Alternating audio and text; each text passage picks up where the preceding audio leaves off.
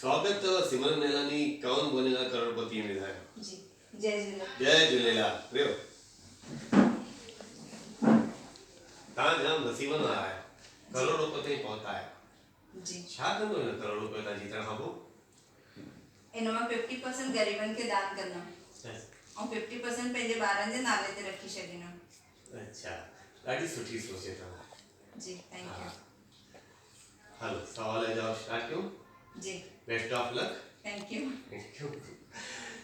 सवाल है हिन संसार करोड़ रुपए जो सवाल था जी हिन सवाल है हिन संसार में सभी खां सुखी इंसान केरु आहे जी ऑप्शन ॾियां ए जंहिंखे 5 बंगला आहिनि बी जंहिंखे 5 पेट्रोल पंप आहिनि सी जंहिंखे 5 होटलूं आहिनि और डी जंहिंखे राति जो रोटी खाई 5 मिंटे में लेटण से निंड ईंदी आहे जी हाँ डी इहो अथव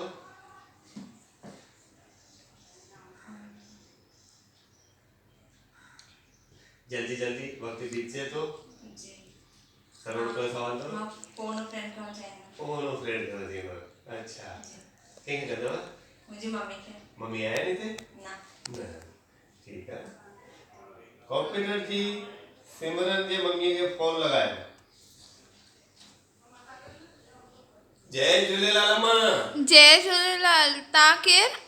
मां कौन बनेगा करोड़पति मां अमिताभ संजय तू ॻाल्हायो है हा पुट कीअं ठीकु आहे? आशीष है अम्मा तव्हांजी सब सुख सां हले थो अहवाल हिन रीता तव्हांजी धीअ हिते वेठी आहे हॉट सीट ते अगरि तव्हां हिन जी मदद कयो त हितां जी करोड़ रुपए जीते वेंदव तव्हांजी धीअ हा ठीकु आहे। हा ॻाल्हायोसि तव्हांजी धीअ सां हरिओम मम्मी। हरिओम पुट।